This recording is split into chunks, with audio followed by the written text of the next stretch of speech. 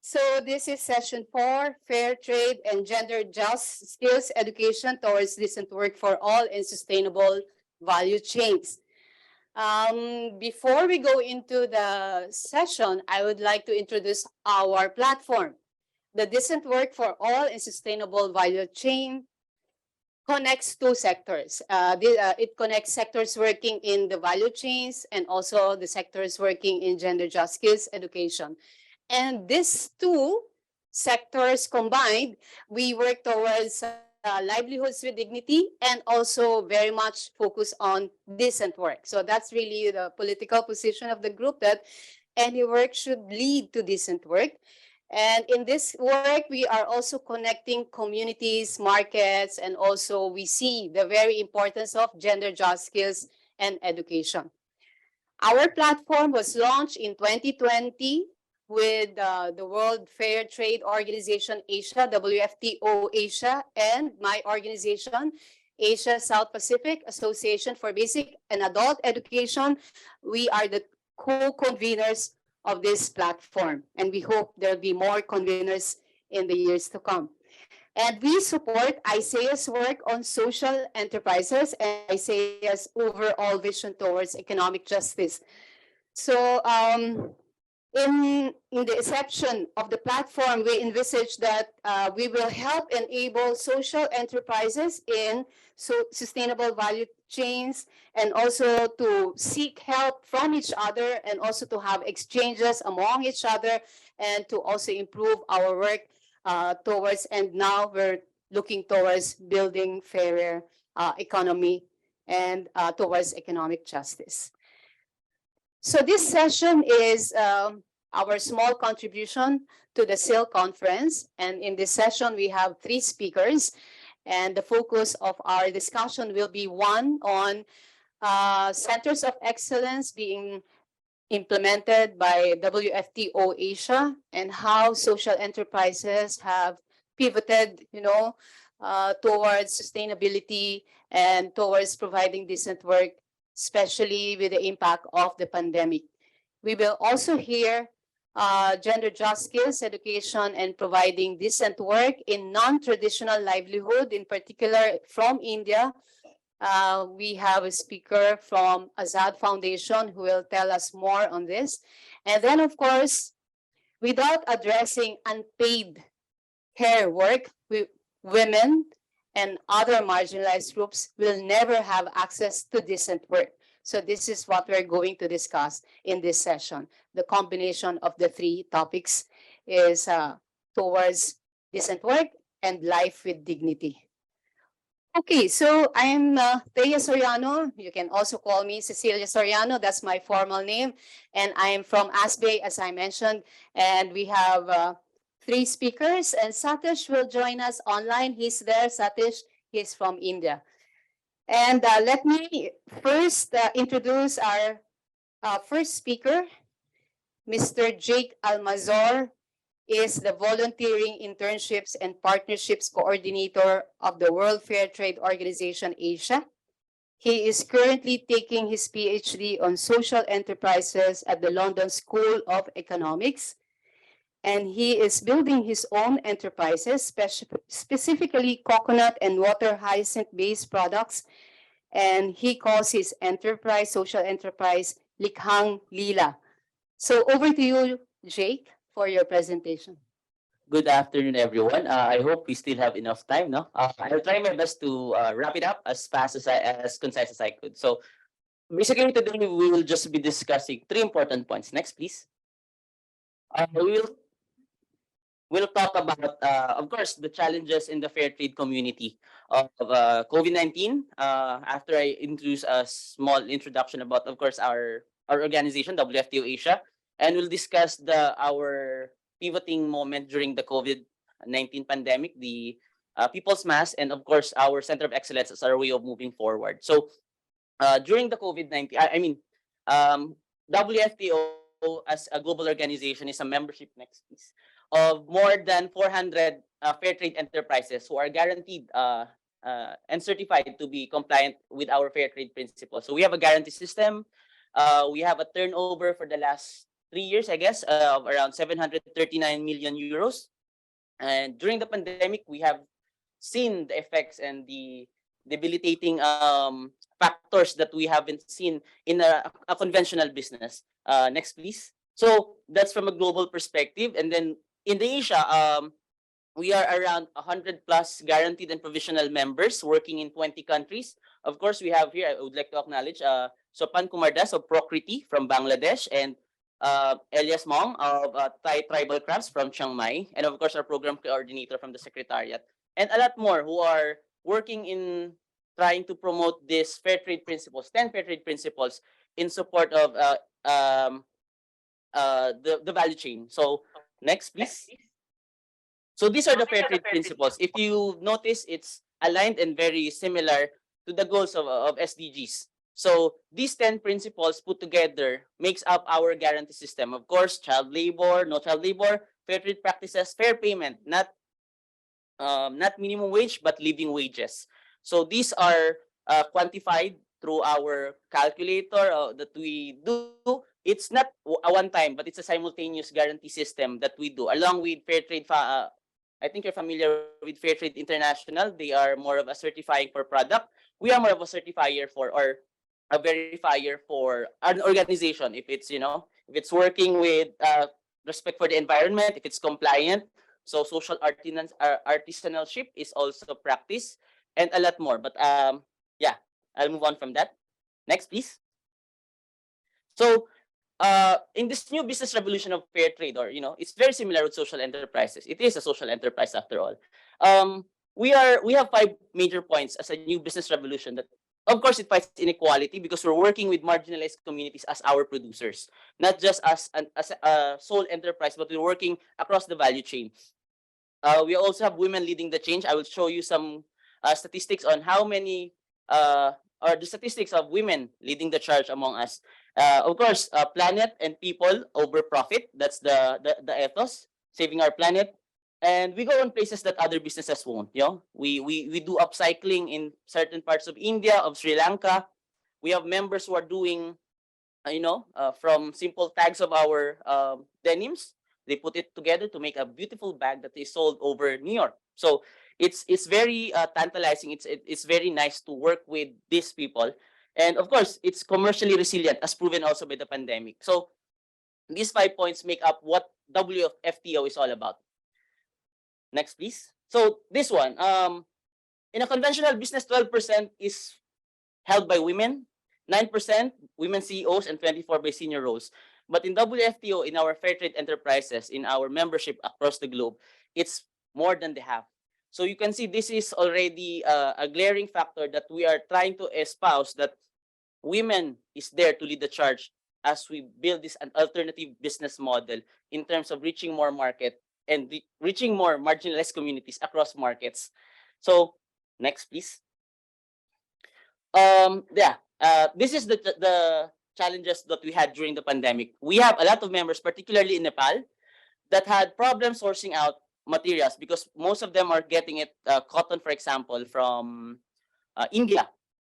But because of the lockdowns, you can't get, and then there's a member that has around 600 artisans that has to close down and, trim it to 10 because they can't operate without such supply. The supply chain is very disrupted. We even have members like Top of the World Coffee. I don't know if you're familiar, in Nepal as well. They have to close down because without tourism, as like in Thailand, it is very dependent on tourism in terms of the industry. It's hard to move, it's hard to generate revenue, generate sales without those. And so around 5 to 10 has eventually shut down, which is, of course, not only with tourism, but a lot of factors. And a lot has not been able to move about and, as was stagnant because they weren't able to move in the new normal. However, next please, we said that we need to pivot. So the leadership and the membership, who is the democratic, decision makers in this matter, has decided that there is much opportunity as there is challenges in this crisis. And so we created, next please. We'll move past that because I think, ma'am, that has already discussed this decent work for all sustainable value chains. So through the decent work and for all in sustainable value chain platforms, we decided that it's time to move our each member to work around the country and between country networks to, next please, to create a mechanism by which we can have immediate response during the pandemic. It's around 2020. So we have participatory planning, resource mobilization, everything we've done online. So we appreciated the value of virtual planning, even resource mobilization in the level of the country. So we were able to move around our samples in order to have it accredited as a valuable product that we can ascertain. And that product is, that's by the way, it's a face. The product is what we call the People's Mass Movement. So, next please. This is the timeline that we have to move about. So I won't go much with the detail, but in a matter of 3-4 days, we managed to organize the people, the secretariat on how we should respond. And the response is next, the People's Mass. So next please. The People's Mass is our response because I think everyone has a shortage, right? Even in the Philippines, my family has a pharmaceutical supply business for face masks and all, but there's a big gap supply, right? But we're using what? Surgical mask. And surgical mask is not what we need actually in our daily lives, in the way we go out. We can even use cloth mask, but no one is producing that because, it's hard to move around during those times. So what we did is our members, particularly our fair trade member in Hong Kong, shared with us a design approved by the clinics on how to create people's masks. So this is the beginning. So we created 3 types of masks that can be used for made of fabric, made of organic materials like what we did in Salay in Philippines. Salay made of abaca. So we use it to layer it with some cotton so that it can be reused, and we're not wasting too much. So this is what we did as a pivoting matter. So some has grown their sales from nothing to 300%. Some has grown quadruple, and that's why we're able to, next please. We were able to supply around, next. We were able to supply approximately around 700,000 masks to date. So those are pivotal moments that you have to act on. We have to act on during those times, and we were able to generate revenue even in spite of the lockdowns, in spite of the challenges. And that became our our moving march. After that we have to be ready for anything that will happen. Hence we created what we call the WFTO Asia Center of Excellence. Next please. So what is the Center of Excellence? As my last part, this is a simple framework by which we try to increase the capacity of fair trade enterprises at first to compete in the global market. So we build in-house capacity so that it will be globally competitive and has world-class products that can match international standards. Because we know fair trade products is what that can come in and come out with European markets, North American markets. We're already doing that, but some of our members still have struggled on how to create new designs because some are still using 10-year-old outputs of their products. So we have to create new ones so that it can be adapted to the market, especially to the North American market, which is growing and growing by the year in, year out. So we identify and assess as pilot, potential fair trade enterprises with specific organizational needs, and use these artisanal skills and traditional craftsmanship in order to incubate it and have it like a best practice toolkit so that everyone can make use of it. Everyone can avail of it, especially the membership, the guaranteed members, by using these 3 tools that we build for capacity building. One is product design and development, another is business skills development, and the third is market access and opportunities. I guess it's better if we move next because it's to show what we did with these programs specifically. So, for example, in product design and development, we have worked with designing new creatives in commerce, where we work with various artists and designers in America, in the United States, to help us design new products, market-driven products for North America. In terms of, I think Elias is one of the, Thai Tribal Crafts is one of the prototypes, for new products that is not only sustainable but also market-driven, something that people from United States will buy from brick and mortar stores and even big big suppliers. So we reimagined. We have studied the designs and the collections for winter, autumn, what's going on during those times. Next, please. And we decided to create new ones. Next. I think there's more. I'm sorry, there's a lot of overlay. Next. So with this, you can just click and click. We created these designs, as you can see, right? This it's a created by Miss Vina Domingo, and these designs are really up to the up to the standards of the market. So not only we did help them access markets, but also with creating new products that can be, matched with those markets. So next is business skills and development. And I guess actually I admire the previous session. No, they are working with youth and of course with standardization. That's why we created the VIP system or the volunteer internship and partnerships. That's where I come in because we realize that it's not only physical internship that can be very helpful or volunteerism. Through this online internship, we develop a lot of, at no cost, a lot of products and tools that is very useful for our members. Example for, how to use newsletters. Most of our members are very organic and very artistic and artisanal, but they don't know basic tools or business tools like that. So we have partners with schools in the Philippines and also with Chinese organization on sending volunteers and interns on our next please on our organization. So we partner these children. I mean, not children. It's not child labor. It's college students, interns, and also volunteers coming from United States and Europe to work with our organizations and establish something of an output that will be very vital and prominent for the organization. That is very useful. So next. So through this business skills and development, we created things like a guidebook for male chipmunk, development impact tools that can be used for, just the basic scaling and planning and business mapping, and toolbox that is open source, at no cost. We created this project management tool guides that can be ready for establishment for any enterprise that we work with. So you just get this and we put this and then they can practice and they can widen their business skills in such manner. Lastly, we have market access and development. Oh yeah, these are some of our pictures with the partners with the voluntary internship program. Lastly, we have market access and opportunities where we conducted 3 virtual B2B, business to business expo starting 2021, right, Fa?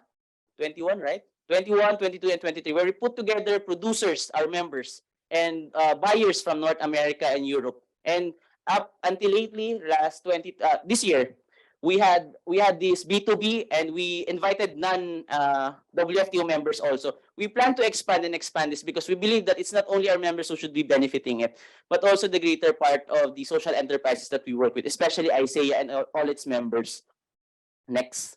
So what we show in this B2B is we help them curate their products, their catalog. Next.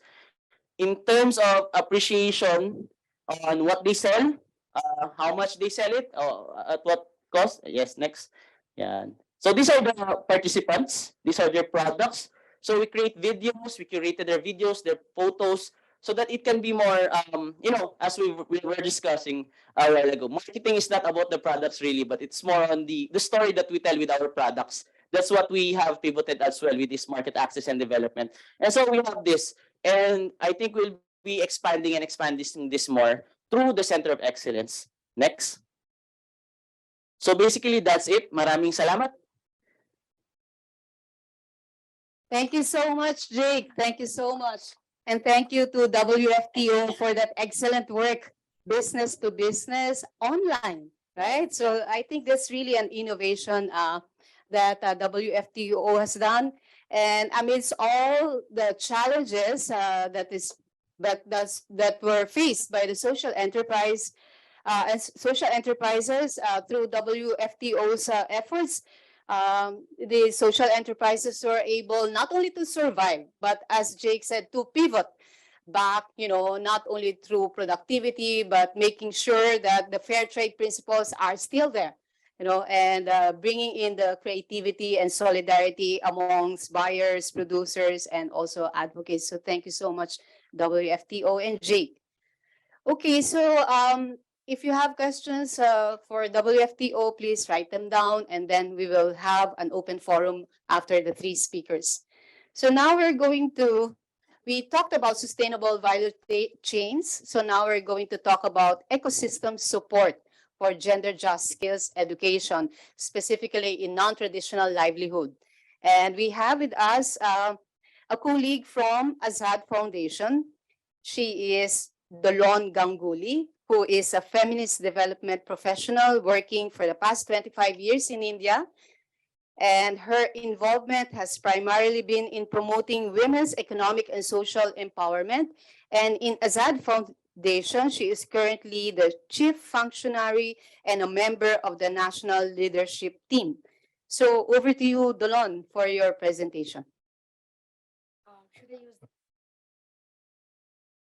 Thank you, Thea. And hello, namaste, salam alaikum, sat sri akal, and whatever.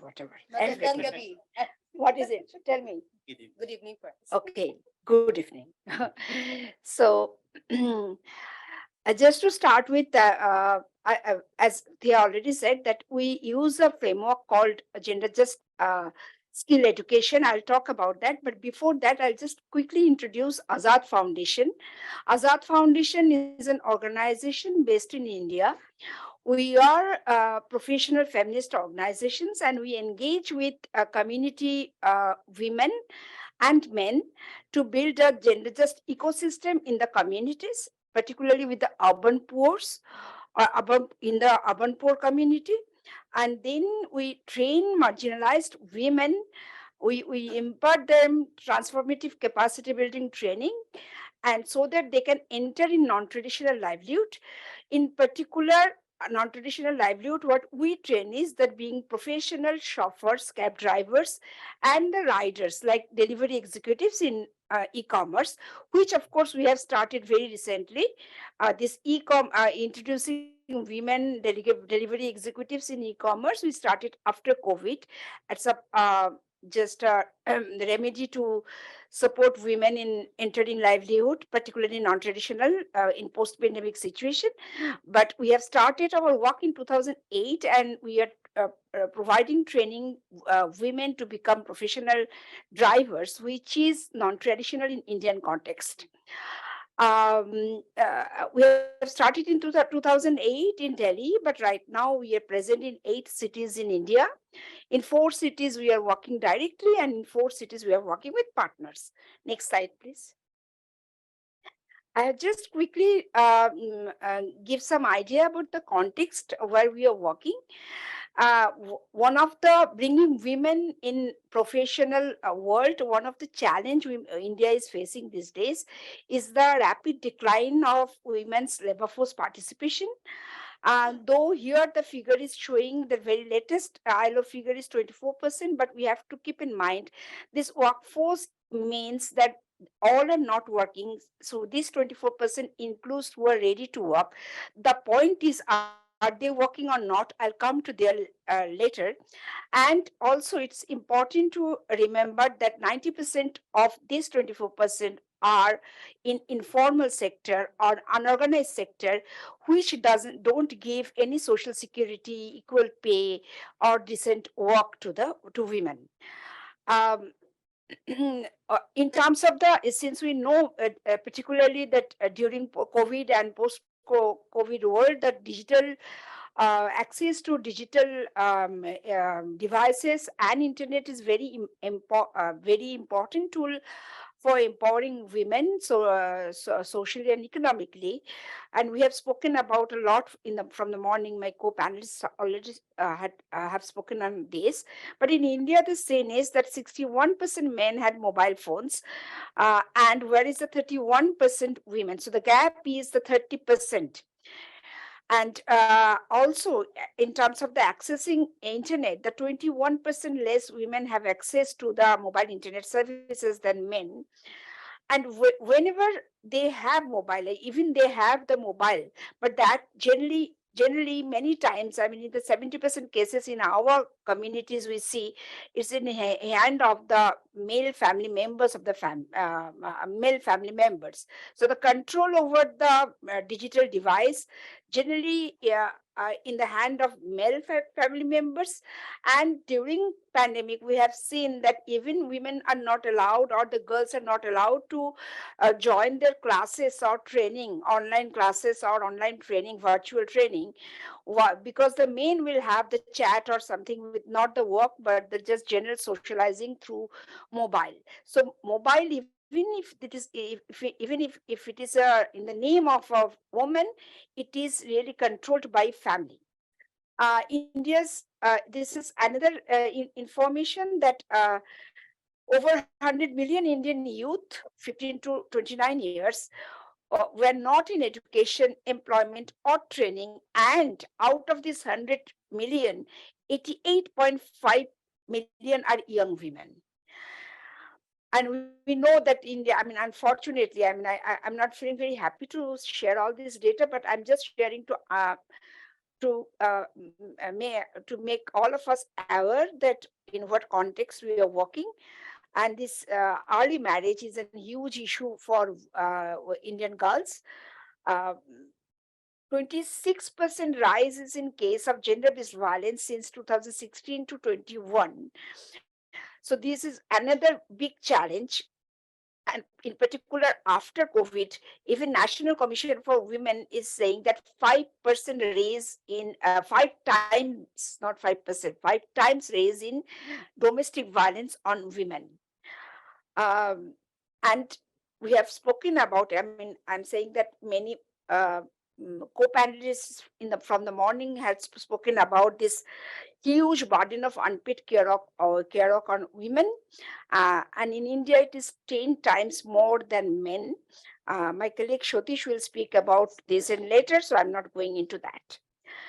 Azad's mission is to enable disadvantaged women. So for us, when we say that we work for women, we are very specific that we work with the marginalized women. And when we say marginalization, it's all inclusive. It's about gender, caste, class, ethnicity, religion, race, color, sexuality. So our work, we use an intersectional lens in our work. And we try to enable them with skill, so that they can empower themselves with knowledge and skills to build a gender just society and earn a livelihood with dignity in jobs and markets that has been traditionally close to them. So here, I would like to share that Azad is maybe the first organization, or one of the pioneer organizations, who have started bringing women in non-traditional livelihood. And Azad's strategic partner, Sakha Consulting Wings, place them in a market. Azad is an NGO, and Sakha is an social enterprise. Because we believe that just providing training and leaving women, it's just, again, women go back to kitchen. So better we also organize how they can be included in the market, and we place them in a totally male dominated, not we, the Sakha, our strategic partner, place them in totally male dominated market. I'll skip this slide because I'll show a very short video where this impact will come of our work. So I'll just skip this slide. Next slide, please. So this is the strategy, gender just skill education. We are talking about which has been co-created by Azad with some fellow ASBE members. And this is our strategy of work. So what we do exactly, because we found that economic empowerment can't it is not possible in isolation if we also not talk about the social empowerment. And we find that economic empowerment and social empowerment for women is closely connected. So therefore, just providing training to become a driver or become a rider is not possible, because this is totally going against the gender norms. So it's not possible if we don't engage with the community. So the gender just skill educations have 4 pillars. First pillar is engaging with community, men, women, and all gender, across gender. And how we engage with them, we provide feminist leadership training to young women and men and adolescent girls and boys in the community so that they can create gender just ecosystem in their respective localities. How they create the gender just ecosystem. So we do have modules of trainings. So while they take training, they have the interface walk, or they work in the community, and also after training, they become the change agents of the community, and they share information about non-traditional livelihood, particularly how they can join the driving or riding training. And the name of this program of our driving training is WWW Women with Wheels. So how they can join in Women with Wheels program, and how women can combat and they can support, I mean, all of community people can support to combat the gender-based violence, how the pressure of unpaid care work is reduced, and huge restriction on mobility what women face, that has been also reduced. So these change agents create that kind of ambience in their in their communities, so that women can exercise their choice in terms of joining skill training and later and subsequent job. Women can have a violence free life. Women can have less burden of the unpaid care work. Women have 100% mobility, and most importantly, women have the citizenship documents and social access to social security schemes. Otherwise, women will not eligible to have any skills or job. So that's the way we engage. That's the first pillar of this gender just skill education, to engaging with the community to create a gender just ecosystem.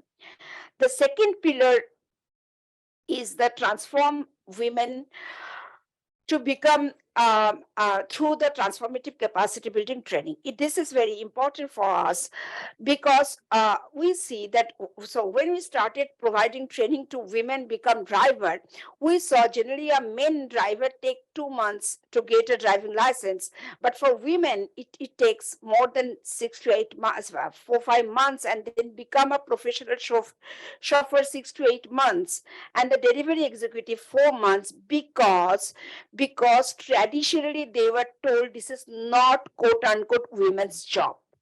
So bringing out, changing that mindset, giving that kind of confidence, we just technical training doesn't work. So our curriculum is based on skill plus plus model. When we say skill plus plus or transformative capacity building, which means we provide technical training, but along with that, we provide them the training on gender, gender, sexuality, patriarchy. What is patriarchy? I mean, first to conceptual clarity that why women are not allowed. First, we have to first they have to understand that there is nothing that called women job or men job. I mean, jobs are done by the hands, not by the wombs, by the way. So, I mean, why? So, uh, so that's where the mindset change, and then give them some professional skills like the communication, like self-defense, like speaking in English, like first aid. So the how to use the Google Map and digital skills. So these skills are very important when we are sending women to a totally male dominated market. And also a market which gives them the decent work, but at the same time there are many patriarchal challenges are there. It's just not only in home, in community, but also in market.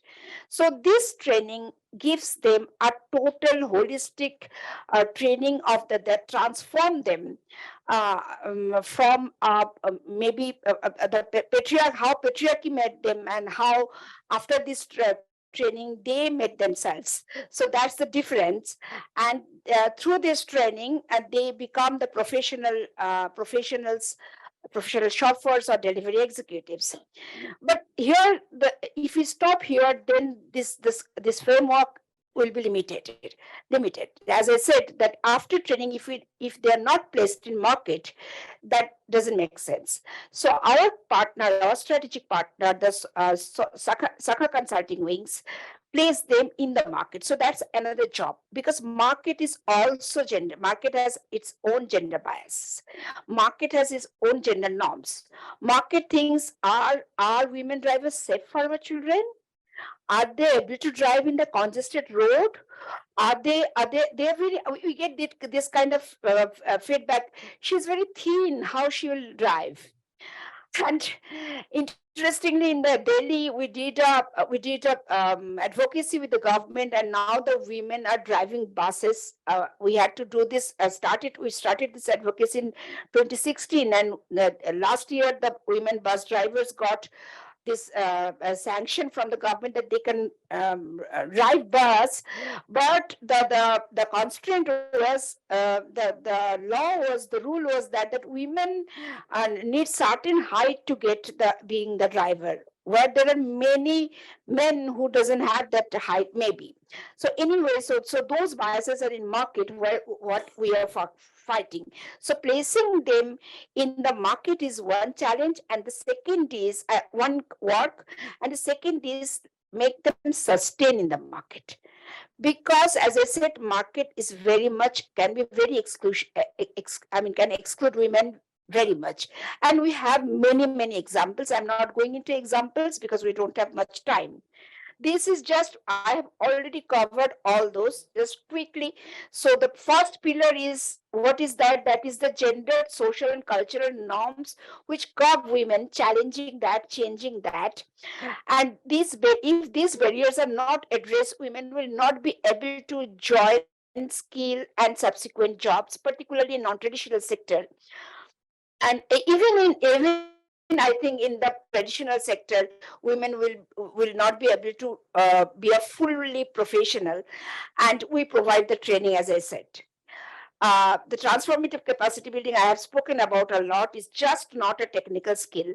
It's skill plus. So technical skills with the empowerment, self-empowerment skills, and professional 21st century skills.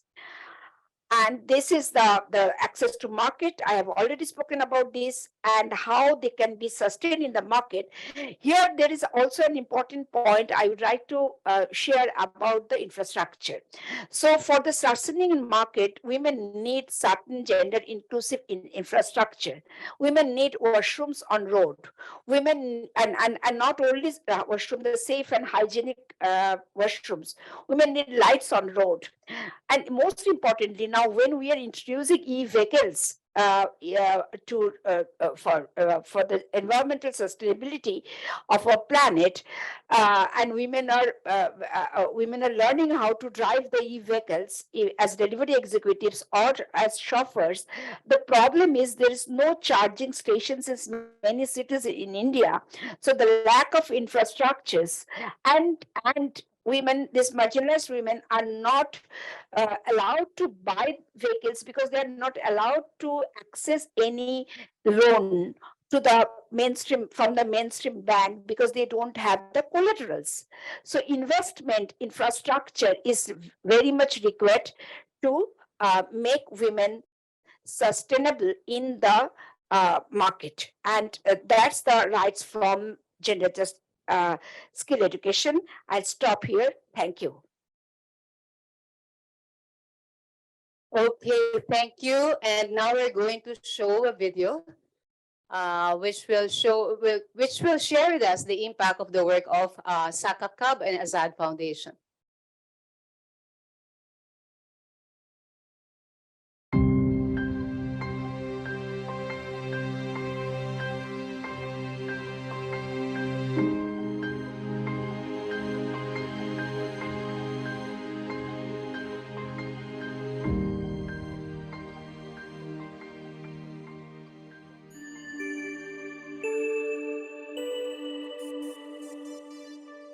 मैंने भी big basket में delivery का job कर रही हूँ और मुझे इस काम से बहुत खुशी मिलती है। मैं भी पैरामेडिकल में डायलिसिस टेक्नीशियन का कोर्स SMS मेडिकल कॉलेज से कर रही हूँ। मेरे पापा महिलाओं की चप्पल बनाने का काम करते हैं। मैं भी बिग बास्केट में डिलीवरी पार्टनर हूँ।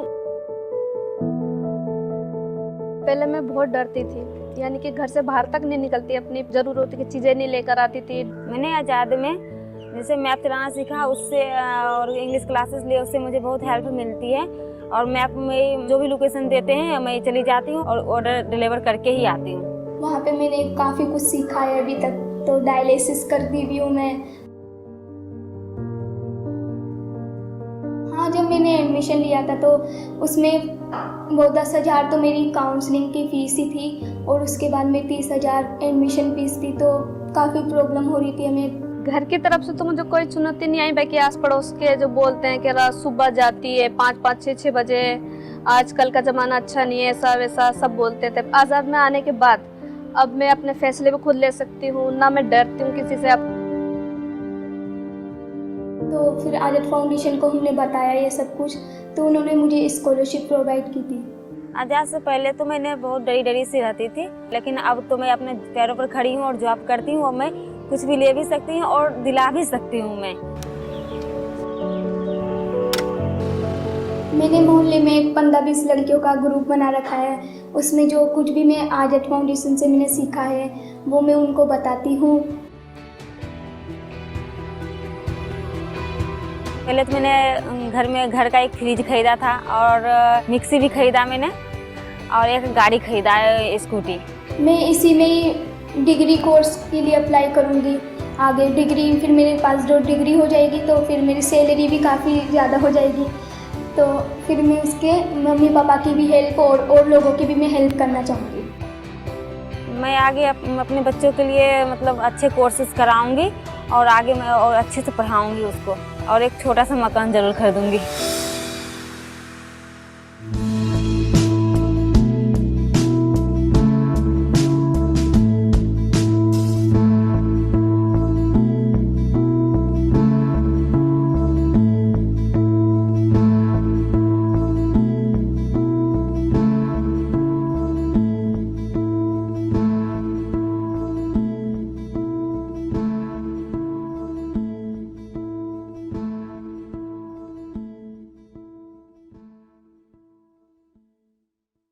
Okay, thank you so much.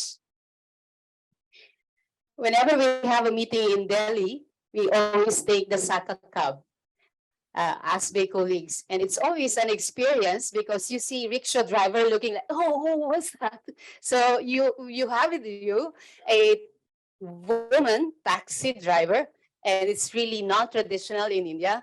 And so we feel like we are part of a change happening in the landscape or on the roads of India. And that also gives us fulfillment to be passengers of Saka Cub. So congratulations, Saka Cub and Assad Foundation for that excellent work.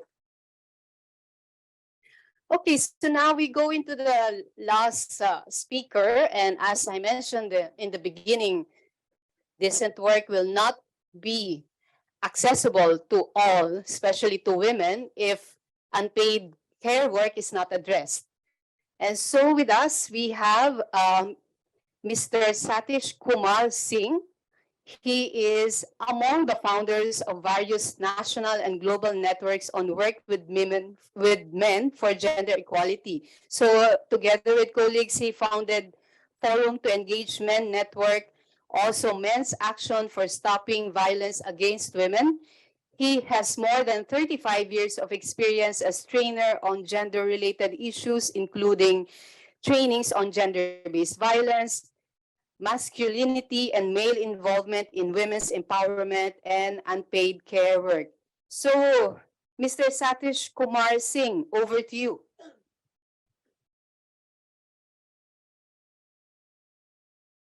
Thank you, Thea, and good afternoon, everyone. Namaste, salam from India. Namaste.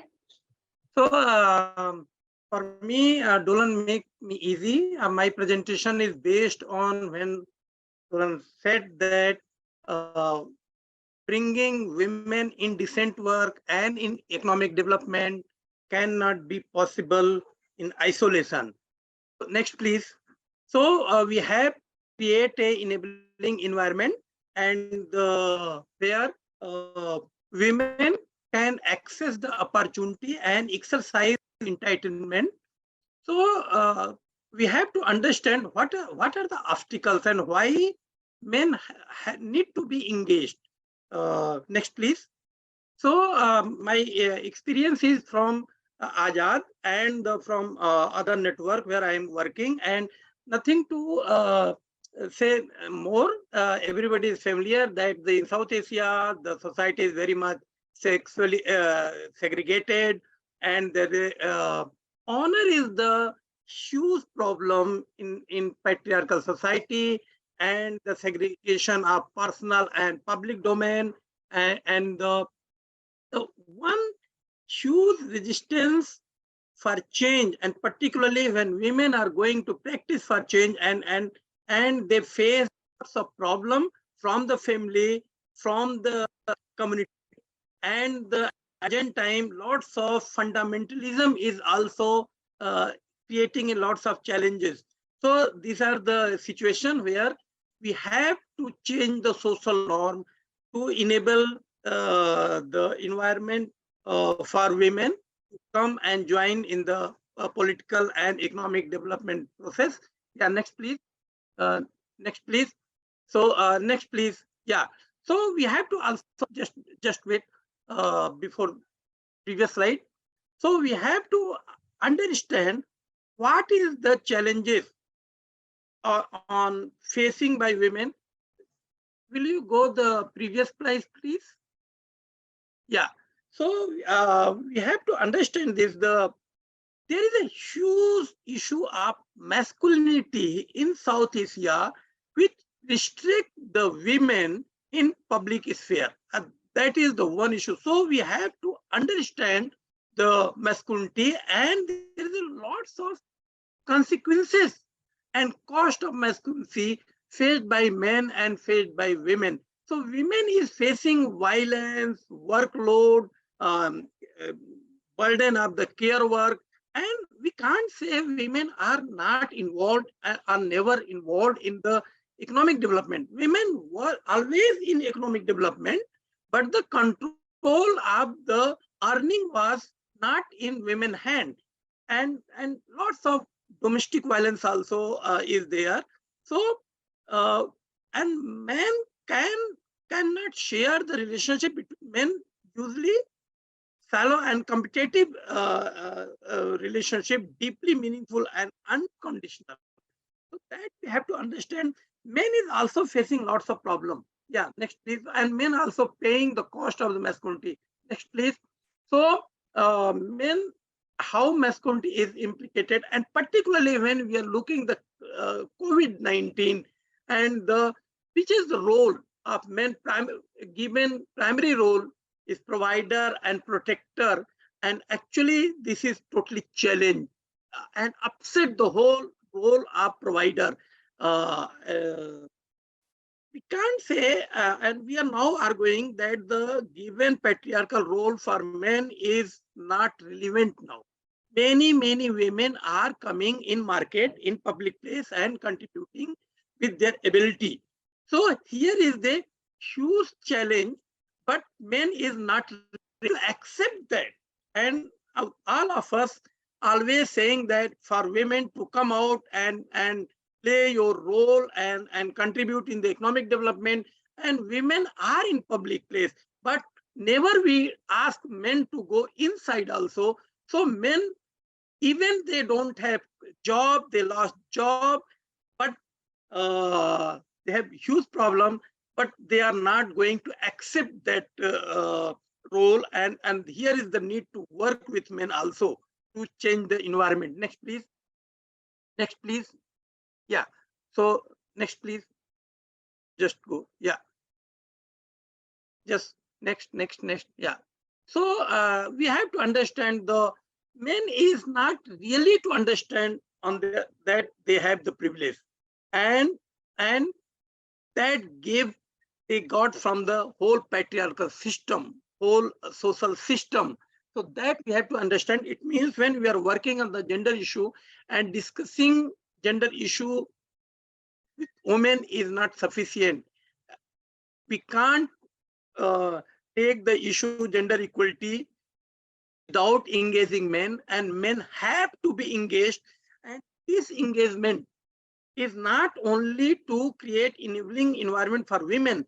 This engagement also help men to address their own consequences of masculinity. Yes, next please.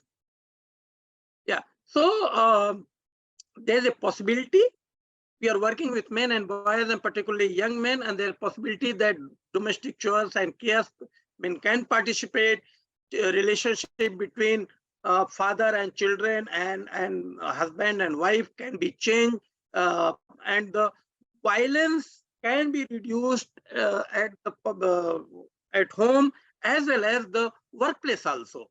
And the autonomy of women, mobility, decision making, income generation, holding property, political participation can be increased, and women's empowerment through change gender discriminatory social norm like early marriage, dowry, education attainment, all can be changed, and support to women facing lots of problem, so that support can be assured, and men also get the reduced stress. For men also change perception of masculinity, so change is possible, and on this basis our work is going on. Next please. Yeah, so here is the Azad work, and what Dolan said that apart from this, we are working the same community where our drivers, women are coming in the economic development, and we work with the boys, young men also, and particularly in the three cities in urban, rural, urban poor community. Yeah, next please. And this say men and gender justice. So what is the approach? We follow the ecological model. So we create the group. We identify the group. This is the voluntary based self-selection, group formation, and then start the perspective building and engage them with some creative activities and sports and try to build their leadership. But only working with boys, it's not sufficient. So we have to work in the family also. So engage with the family, and we have to home visit and quarterly community meeting, try to meet with the fathers, with the parents, with the mother. And same time, we have to create an environment where men are also challenging their gender social norm, challenging their hegemonic masculinity in the community. So it means we need to create some social campaign periodically. Next, please. Yeah, so we can say this is our we campaign Ghar ka kaam sabka kaam. It means the house chores, domestic work is everyone's responsibility, not only the women's responsibility. And we try to take this campaign in every year during this 16 days campaign, and not only with the only one in our own organization, but also taking through network, through frame network, through other networks, through other partners. Those are working with the non-traditional livelihood. So it means the social norm need to be created at the larger level also. Yeah, next please. Yeah, this is also maybe in South Asia, people know we have the Raksha Bandhan.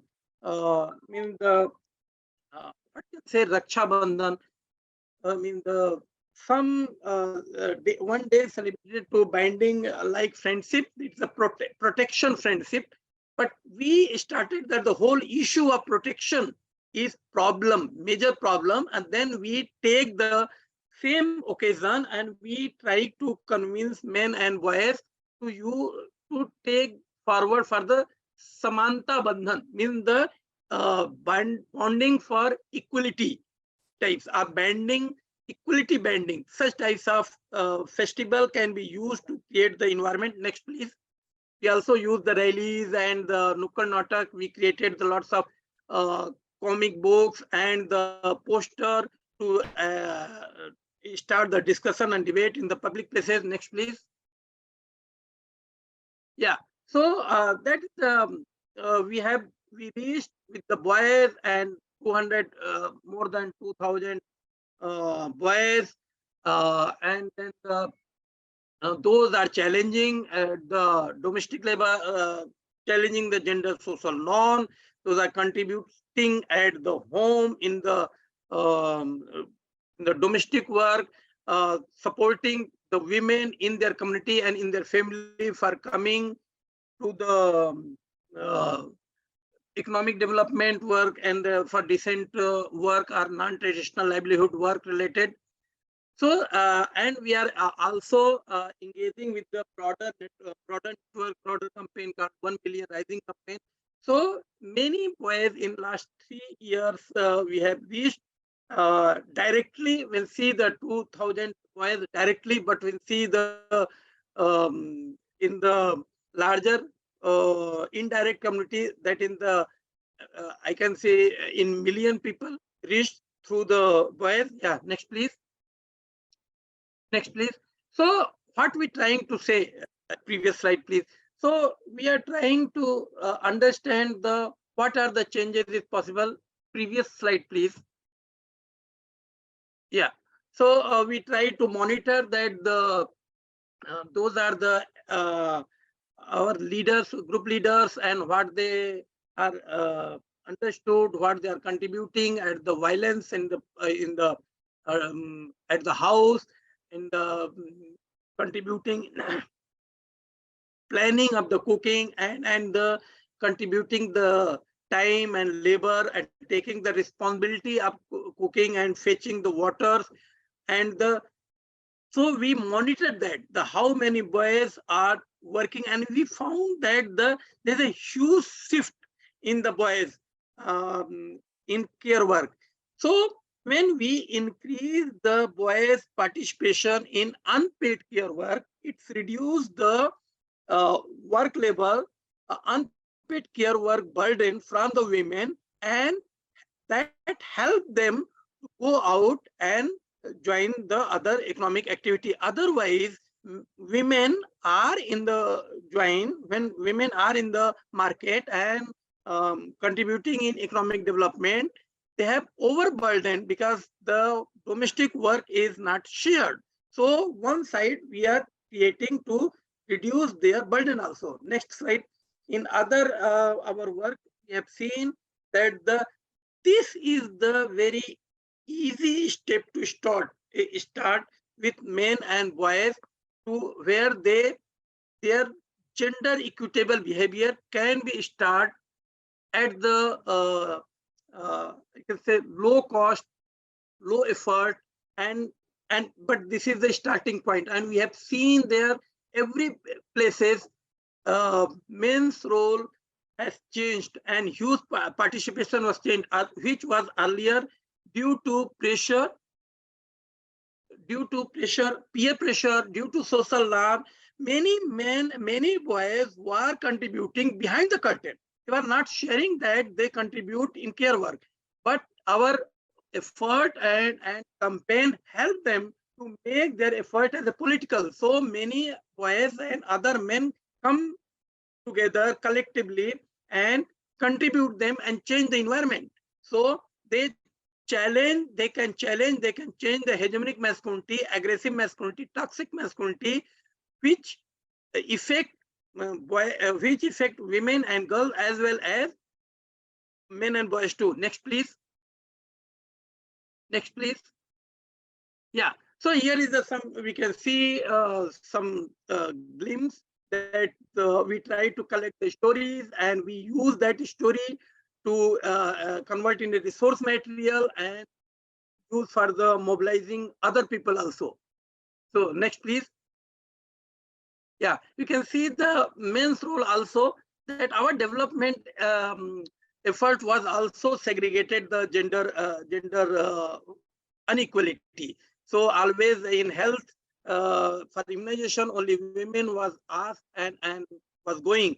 So now we are working with fathers that they can take their children, their babies for immunization. They can go company with their spouse for the immunization. So these types of changes is required, and this help the relationship between the father and children as well as the between spouse also. Next, please.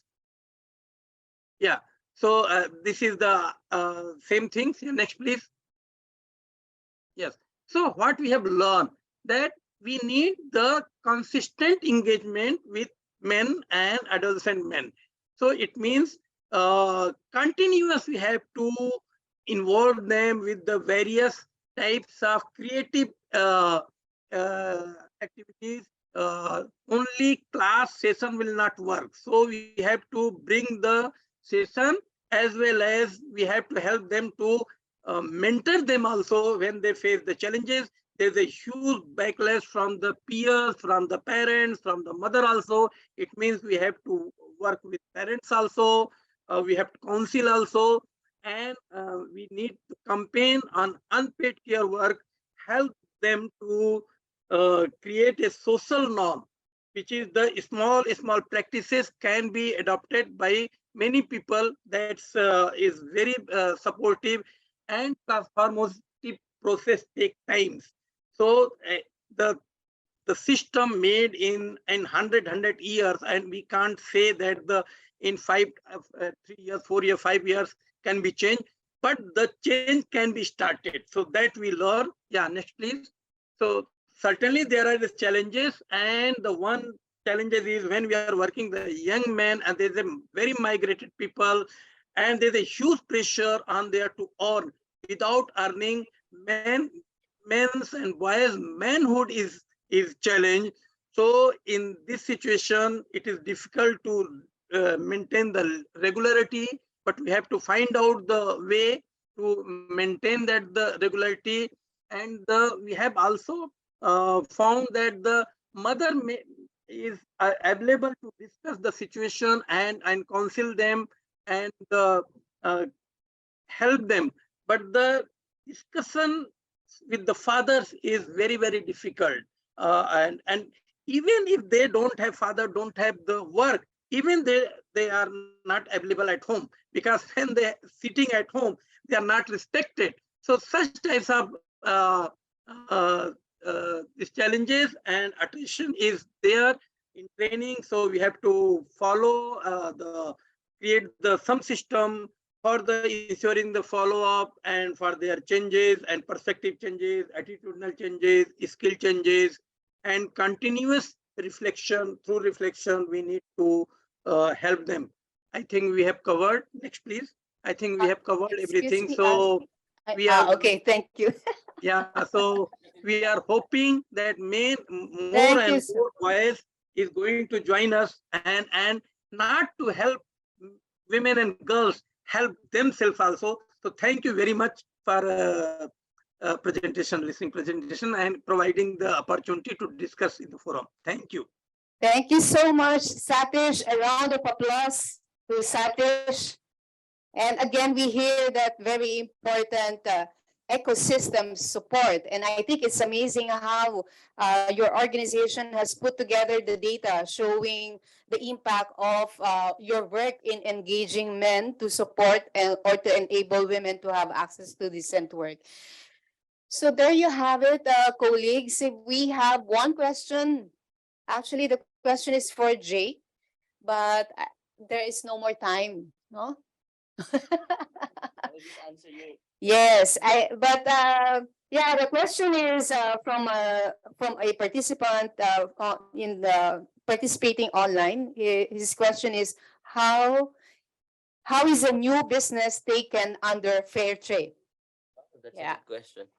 Well, the usual process is, it's at least the business should have at least 2 years of operating experience, so that it's part of the SAR, right? The self-assessment report, because you'll be assessed first on what levels of the principles were you adopting already, because it's not automatically the 10 you adopt, because that's why we have provisional membership.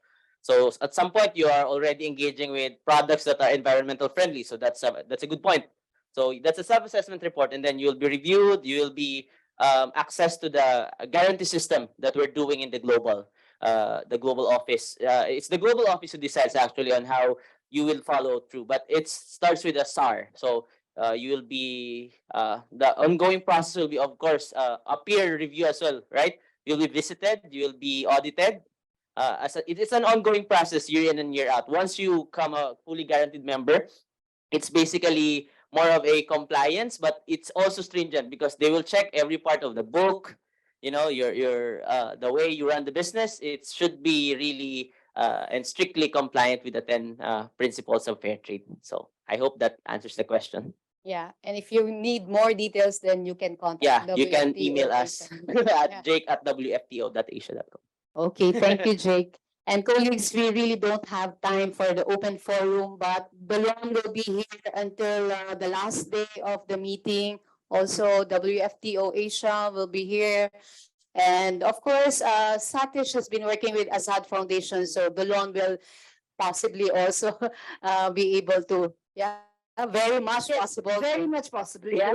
Yeah. To respond to your questions and also in sharing their work around unpaid care work, addressing unpaid care work.